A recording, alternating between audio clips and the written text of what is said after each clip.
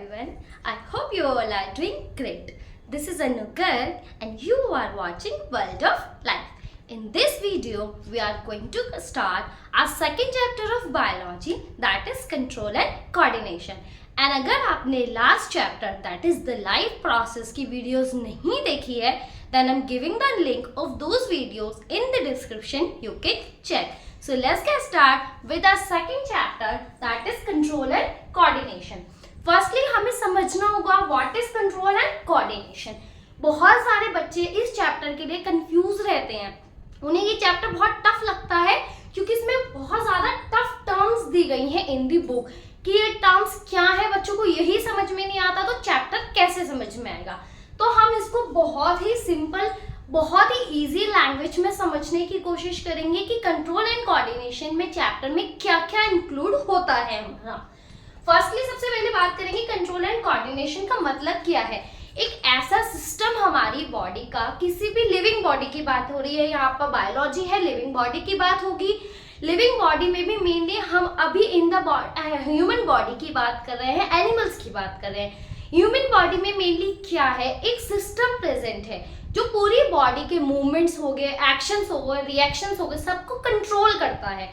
वो कंट्रोल का सिस्टम क्या है हमारा, that is known as control and coordination. ऐसा सिस्टम हमारी बॉडी में जो कंट्रोल करता है हमारी बॉडी के हर ऑर्गन को, हर एक्टिविटी को एंड कोऑर्डिनेट करता है ताकि हम एक सुटेबल रिएक्शन दे सके हमारी एक्शन के अगेंस्ट। किसी भी एक्शन के अगेंस्ट क्या रिएक्शन देना है, कैसे रिएक्ट करना है, कैसे बिहेव करना है, उसके लिए पूरा सिस्टम प्रेजेंट है ह्यूमन बॉडी में। हमें वो इसी चैप्टर में हमारा पढ़ना है। तो इस चैप्टर में हम दो सिस्टम्स के बारे में देखेंगे, that is nervous system and endocrine system. हम ऑलरेडी लास्ट चैप्टर में हमारे बहुत सारे system, respiratory system, digestive system, excretory system, circulatory system हम देख कर आए हैं। बहुत सारे सिस्टम प्रेजेंट है ह्यूमन बॉडी में, सच दैट हमारी बॉडी में दो सिस्टम और प्रेजेंट है, that is known as nervous system as endocrine system. जैसे सारे सिस्टम है ऐसे नर्वस सिस्टम और एंडोक्राइन सिस्टम हमारी बॉडी में प्रेजेंट है। हमें वो दोनों ही सिस्टम इस पर्टिकुलर चैप्टर में हमारे देखने हैं। तो नर्वस सिस्टम, सबसे पहले हम बात करने जा रहे हैं नर्वस सिस्टम के बारे में। नर्वस सिस्टम का क्या मतलब है, नर्वस सिस्टम से क्या होता है, ऐसी सिस्टम, नर्वस का मतलब नर्वस होना या नर्वस फील करना नहीं है। नर्वस सिस्टम वो सिस्टम है जो बॉडी के हर एक्शन, हर एक्टिविटी, हर बिहेवियर को कंट्रोल कर रहा है। That system is known as nervous system. इससे समझ सकते हैं आप, नर्वस सिस्टम दो टाइप का हो सकता है, central nervous system and peripheral nervous system. Central nervous system में दो पार्ट्स आते हैं, that is brain and spinal cord. Peripheral nervous system में हमारा आता है नर्व्स। अब हम इस नर्वस सिस्टम को समझेंगे ब्रेन से। ब्रेन सबको पता है ब्रेन क्या होता है, ब्रेन क्या है, दिमाग सबके पास है, सबको पता है कि ब्रेन क्या है। तो ब्रेन क्या करता है, सबसे छोटी क्लासेस में हम पढ़कर आए हैं, brain is the mastermind of human body. Brain क्या है, एक मास्टरमाइंड है जो ब्रेन क्या है, हर एक्टिविटी को कंट्रोल कर रहा है बॉडी की। तो नर्वस सिस्टम कौन सा सिस्टम है जो बॉडी की हर एक्टिविटी को कंट्रोल करता है। तो इसमें क्या आते हैं, ब्रेन, स्पाइनल कॉर्ड। ब्रेन तो सबको पता है ब्रेन क्या है, बट स्पाइनल कॉर्ड बहुत सारे बच्चे हैं जिनको spinal cord and vertebral column में डिफरेंसेस नहीं पता, पहले वो समझते हैं। स्पाइनल कॉर्ड क्या होती है, ब्रेन है, ब्रेन से एक रोड लाइक स्ट्रक्चर, ये वाली रोड लाइक स्ट्रक्चर निकली हुई है, एक ट्यूब निकली हुई है। जिस टिश्यू का, जिस सेल्स का ब्रेन बना है, उसी सेल्स का और टिश्यू का ये क्या है, स्पाइनल कॉर्ड बनी हुई है। ये ब्रेन की एक एक्सटेंशन है, ठीक है, ब्रेन से ही निकली हुई है, इसको क्या कहते हैं, स्पाइनल कॉर्ड। अब वर्टेब्रल कॉलम क्या होते हैं, वर्टेब्रल कॉलम होते हैं ये जो साइड में कॉलम्स दिखाई दे रहे हैं, ये जो रीढ़ की हड्डी जिसे कहते हैं वो होते हैं वर्टेब्रल कॉलम्स। वर्टेब्रल कॉलम्स के अंदर पाई जाती है स्पाइनल कॉर्ड। स्पाइनल कॉर्ड को प्रोटेक्शन देने के लिए ही उसके अराउंड क्या प्रेजेंट है, वर्टेब्रल कॉलम्स प्रेजेंट है। इतना क्लियर हो गया। नर्व्स क्या है, नर्व्स क्या है, पूरी बॉडी में एक सिस्टम प्रेजेंट है, एक पूरा नेटवर्क प्रेजेंट है नर्व्स का जो ब्रेन एंड स्पाइनल कॉर्ड से निकलता है। ये ट्यूब्स है बेसिकली, ये वो ट्यूब्स हैं जिसके अंदर नर्व इम्पल्सेस या सिग्नल्स ट्रांसफर होंगे जो कि ब्रेन एंड स्पाइनल कॉर्ड ने बॉडी पार्ट्स को दिए हैं।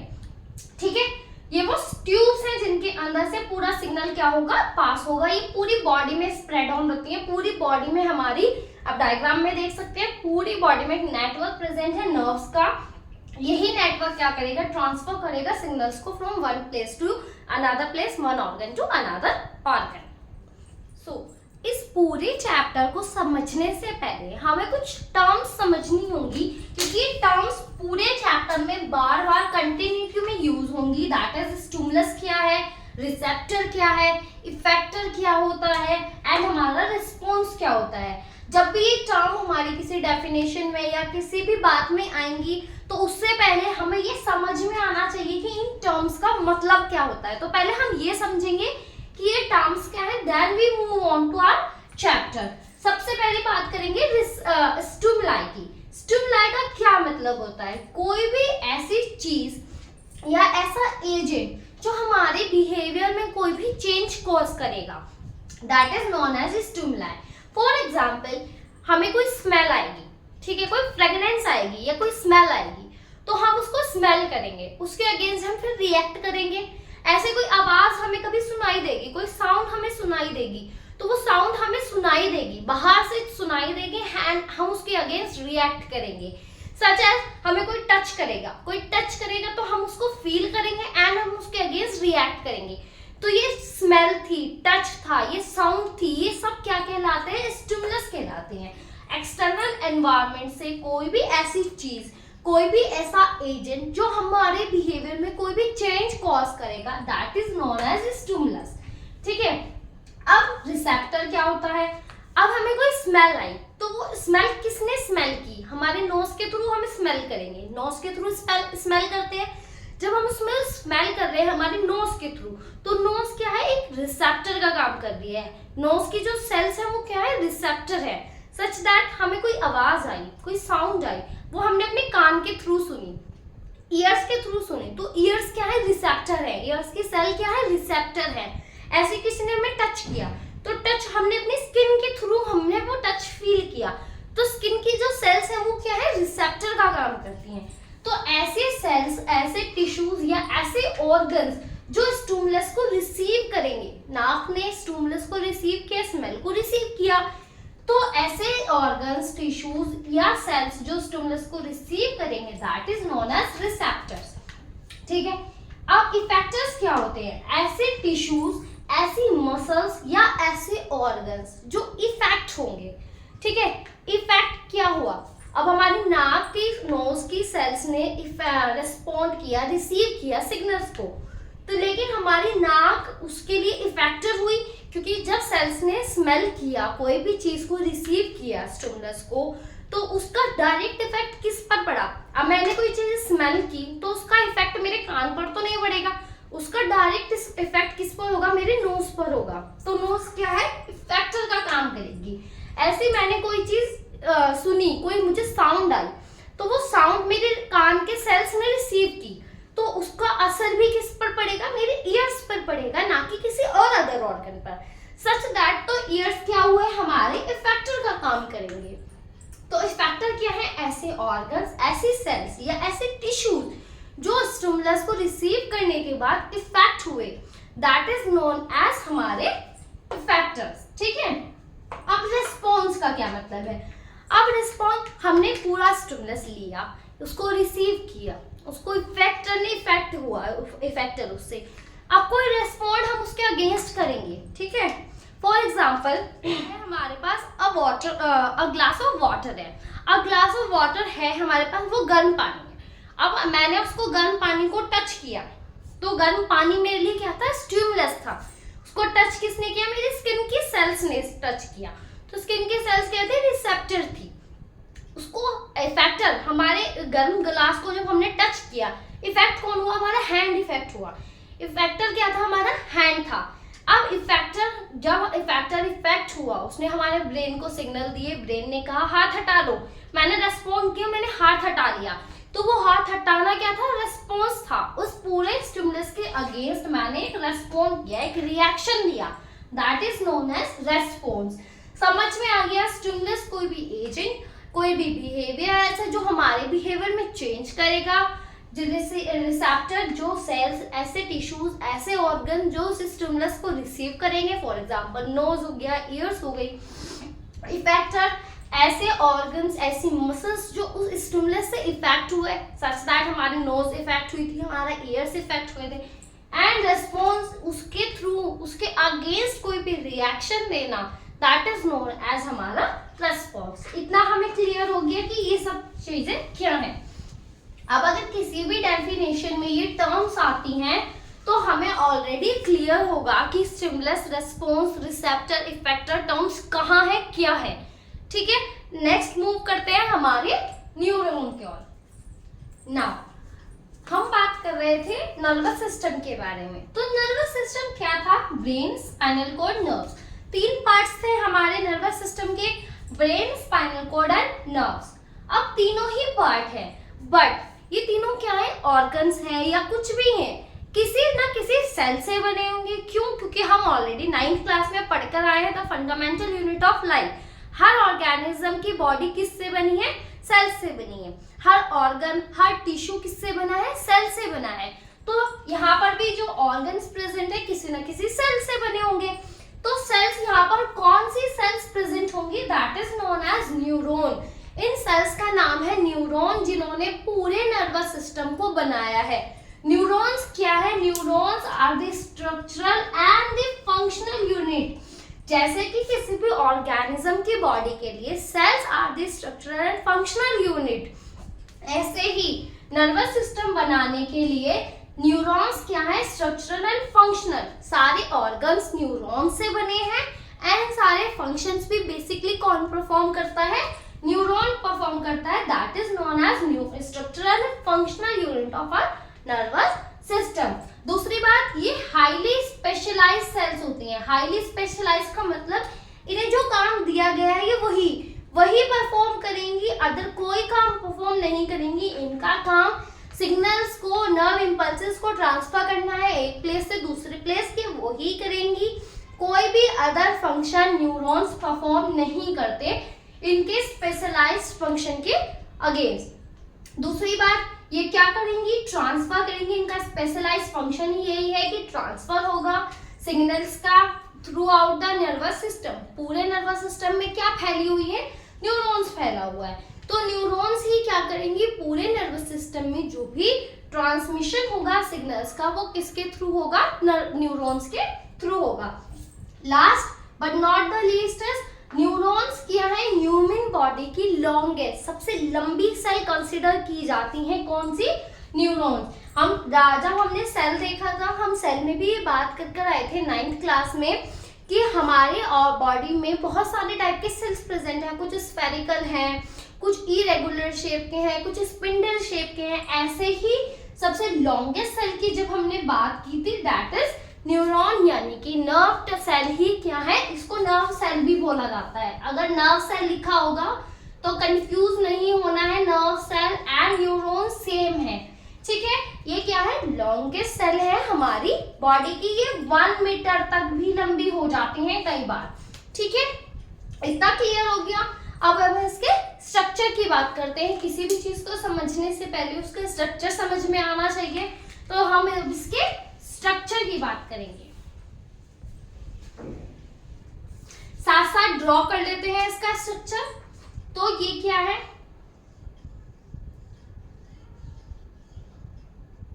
हमारे किसी भी सेल के पास सेल बॉडी होगी पहले तो,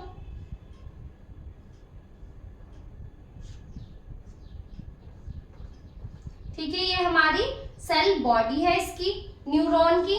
बीच में क्या प्रेजेंट होगा? यहाँ पर न्यूक्लियस प्रेजेंट होगा। न्यूक्लियस के अराउंड बहुत सारा साइटोप्लाज्म प्रेजेंट होगा एंड सारे सेल ऑर्गेनेलीज जैसे कि endoplasmic reticulum, ribosomes, mitochondria, Golgi complex, सब कहाँ? यहीं पर साइटोप्लाज्म में हमारे प्रेजेंट होगा। ये ब्रांचेस निकली होती हैं, कुछ साइटोप्लाज्म के बाहर की तरफ को एक्सटेंड हो जाता है और वो ब्रांचेस बना लेता है। That branches are known as dendrites. क्या कहते हैं ब्रांचेस को? डेंड्राइट्स कहते हैं। ये सेंटर में क्या था हमारा? न्यूक्लियस है, ये हमारा साइटोप्लाज्म है। साइटोप्लाज्म को इसके न्यूरोप्लाज्म भी कहा जाता है क्योंकि ये न्यूरॉन सेल है। ठीक है, यहाँ से एक बहुत लंबी सी एक्सटेंशन और निकली होती है हमारे न्यूरॉन की।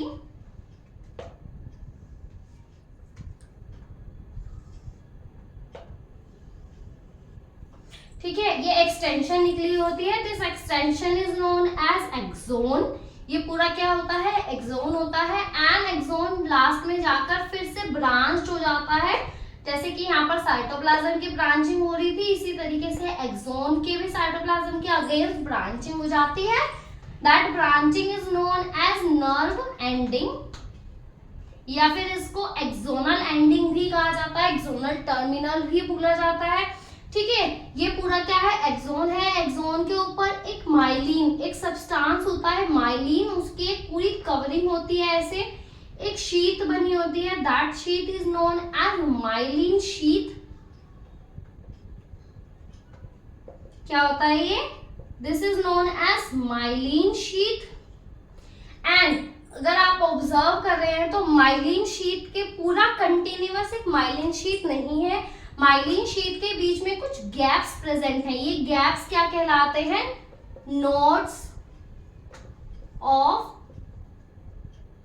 रेनवियर। क्या कहते हैं इनको? नोड्स ऑफ रेनवियर कहते हैं। ठीक है, इस पार्ट को क्या कहा जाता है? हमारे सेल बॉडी, या इसको साइटोन बोलते हैं, एंड कुछ जगह पे इसको सोमा भी कहा गया है। ठीक है, कंफ्यूज नहीं होना है, सेल बॉडी, साइटोन, सोमा एक ही बात है। ऐसे ही नर्व एंडिंग हो गई, या फिर एक्सोनल एंडिंग हो गई, या फिर एक्सोनल टर्मिनल हो गया, ये सभी क्या है? एक ही बात है। और ये लास्ट में आप देख रहे हैं कुछ नोब, इस एक्सोनल टर्मिनल के बाद में कुछ नोब्स प्रेजेंट हैं। ये नोब्स क्या कहलाते हैं? हमारे साइनेप्टिक नोब्स। इनको क्या कहते हैं? साइनेप्टिक नोब्स कहते हैं। तो कुछ ऐसा स्ट्रक्चर होता है हमारे न्यूरॉन का। क्या होता है? एक सेल बॉडी होती है, सेल बॉडी के अंदर सेंटर में न्यूक्लियस प्रेजेंट होता है, उसके अंदर बहुत सारा साइटोप्लाज्म या न्यूरोप्लाज्म भरा होता है, उसके अंदर सारे essential cell organelles, mitochondria, Golgi complex, endoplasmic reticulum, ribosome सब यहीं पे प्रेजेंट होते हैं। साइटोप्लाज्म बाहर की तरफ थोड़ा सा एक्सटेंड हो जाता है, ब्रांचेस बना देता है। ये ब्रांचेस क्या कहलाती हैं? हमारी डेंड्राइट्स कहलाती हैं। ठीक है, एक ब्रांच इसकी और ज्यादा लंबी हो जाती है न्यूरॉन की, that branch is known as axon. इसको एक्सोन कहते हैं। एक्सोन के ऊपर एक माइलिन शीट चढ़ी होती है। ठीक है, वो माइलिन शीट डिसकंटिन्यूअस होती है, उसके बीच में जो गैप होता है that is known as node of Ranvier. ठीक है, एक्सोनल ब्रांचिंग लास्ट में फिर ब्रांच्ड हो जाती है, that branching is known as axonal terminal या फिर नर्व एंडिंग। ठीक है, नर्व एंडिंग्स के लास्ट में क्या प्रेजेंट होते हैं? नोब्स प्रेजेंट होते हैं, that is known as synaptic knob. तो कुछ ऐसा स्ट्रक्चर होता है हमारे न्यूरॉन का।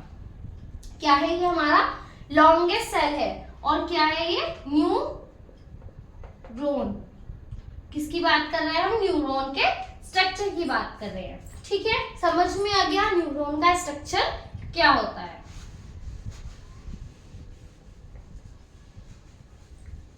अब हमने न्यूरॉन के स्ट्रक्चर की भी बात कर ली है। ठीक है, now we are going to discuss about transfer of signals, यानी कि ट्रांसफर कैसे होता है सिग्नल्स का। न्यूरॉन कराता है सभी सिग्नल्स का ट्रांसफर, बट ट्रांसफर एक्चुअल में होता कैसे है वो देखते हैं। तो क्या होगा बेसिकली, फॉर एग्जाम्पल ये एक न्यूरॉन है, अभी रफली ड्रॉ कर लेते हैं हमारा कि हमारा एक न्यूरॉन है। ठीक है, ये हमारा सेकंड न्यूरॉन है, क्योंकि बहुत सारे न्यूरॉन्स प्रेजेंट होंगे।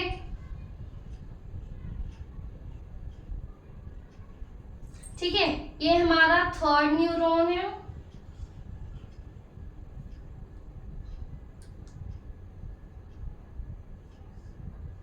बहुत सारे न्यूरॉन्स प्रेजेंट होंगे इन आवर नर्वस सिस्टम। तो क्या होगा ट्रांसफर कैसे होगा, यहाँ पर डेंड्राइट्स प्रेजेंट थे, सबसे पहले स्टिमुलस आएगा, ठीक है। स्टिमुलस को रिसीव, जो बाहर से सिग्नल आया उसको रिसीव कौन करेगा, ये डेंड्राइट्स, ठीक है। सिग्नल्स को रिसीव करने का काम कौन करेंगे, हमारे डेंड्राइट्स का होगा। डेंड्राइट्स ने सिग्नल रिसीव किया, रिसीव करने के बाद यहाँ साइटोप्लाज्म में क्या होगा, कुछ आयंस प्रेजेंट होंगे।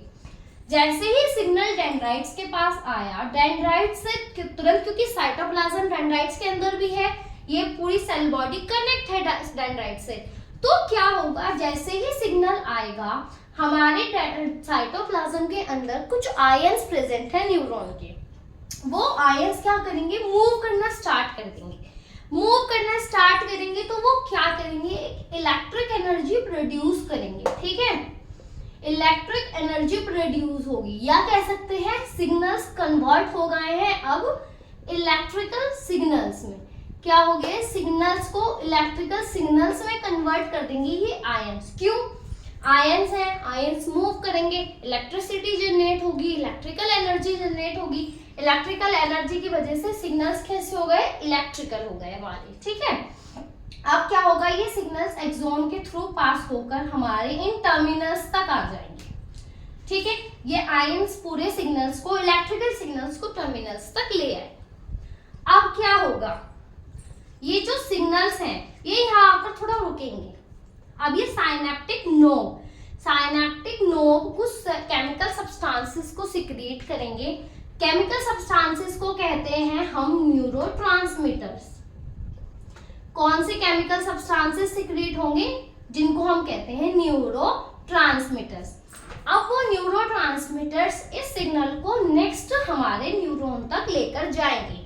अब क्योंकि ये केमिकल है और सिग्नल्स केमिकल के थ्रू पास हो रहे हैं, तो यहाँ पर क्या हो जाएंगे, जनरेट हो जाएंगे हमारे केमिकल सिग्नल्स। यहाँ पर क्या जनरेट हो गए, केमिकल सिग्नल्स जनरेट हो गए। अब ये केमिकल सिग्नल्स आगे जाकर नेक्स्ट न्यूरॉन को पास करेंगे। अब नेक्स्ट न्यूरॉन के डेंड्राइट्स क्या होंगे, इन केमिकल सिग्नल्स को रिसीव करेंगे एंड अगेन उसको इलेक्ट्रिकल एनर्जी में कन्वर्ट करेंगे। फिर इलेक्ट्रिकल एनर्जी यहाँ तक आएगी, फिर केमिकल एनर्जी में कन्वर्ट होगी, फिर नेक्स्ट डेंड्राइट्स उसको रिसीव करेंगे, केमिकल एनर्जी को इलेक्ट्रिकल एनर्जी में कन्वर्ट करेंगे, देन पास करेंगे एंड सो ऑन। ऐसे ही पूरा प्रोसेस चलता रहेगा एंड सिग्नल्स का ट्रांसफर होता रहेगा, ठीक है। क्या हुआ, एक बार दोबारा से समझते हैं कि क्या हुआ। पहले सिग्नल्स आए, ठीक है, सिग्नल्स को रिसीव किया, बाहर सबसे बाहर क्या पार्ट है, डेंड्राइट्स। डेंड्राइट्स ने सिग्नल को रिसीव किया, रिसीव करने के बाद साइटोप्लाज्म में कुछ आयंस प्रेजेंट थे, उन्होंने मूवमेंट स्टार्ट कर दिया। मूवमेंट की वजह से इलेक्ट्रिकल एनर्जी जनरेट हुए एंड सिग्नल्स अब इलेक्ट्रिकल सिग्नल्स में कन्वर्ट हो गए। अब वो इलेक्ट्रिकल सिग्नल्स आगे पास ऑन किए जाएंगे न्यूरॉन में एंड एक्सोनल टर्मिनल तक वो आकर रुक जाएंगे, ठीक है। एक्सोनल टर्मिनल सबको पता है, ये ब्रांचिंग है एक्सोन्स की। अब यहाँ पर ये जो नोब्स प्रेजेंट हैं, ये क्या करेंगे, कुछ केमिकल्स को सिक्रीट करेंगे, that chemicals are known as neurotransmitters, ठीक है। अब ये न्यूरोट्रांसमीटर्स अगेन क्या करेंगे, उस सिग्नल को उठाएंगे एंड दूसरे न्यूरॉन के डेंड्राइट्स तक लेकर जाएंगे। अब क्योंकि ये केमिकल्स के थ्रू सिग्नल पास ऑन हो रहे हैं, that is where chemical signals को कैसे कहा जाएगा, केमिकल सिग्नल्स। अब इलेक्ट्रिकल सिग्नल्स किस में कन्वर्ट हुआ है, हमारे केमिकल सिग्नल्स में कन्वर्ट हो गए एंड सो ऑन। ऐसे ही पास होता जाएगा हमारा सिग्नल। अब एक और टर्म आती है, ये बीच का स्पेस। दो न्यूरॉन्स के बीच, दो न्यूरॉन्स कभी भी आपस में चिपके नहीं होते हैं, उनके बीच कुछ स्पेस प्रेजेंट होता है, that space is known as synapse. दो न्यूरॉन के बीच के स्पेस को कहते हैं साइनैप, ठीक है। तो साइनैप में आकर वो केमिकल सिक्रीट किए जाएंगे, वहां से उनको नेक्स्ट न्यूरॉन के डेंड्राइट्स रिसीव करेंगे एंड अगेन इलेक्ट्रिकल एनर्जी बनेगी, इलेक्ट्रिक सिग्नल्स बनेंगे, फिर साइनैप में आकर वो केमिकल सिग्नल्स बन जाएंगे एंड सो ऑन। ऐसे ट्रांसफर होगा हमारे सिग्नल्स का। समझ में आ गया कि सिग्नल्स का ट्रांसफर कैसे होता है थ्रू आउट द न्यूरॉन।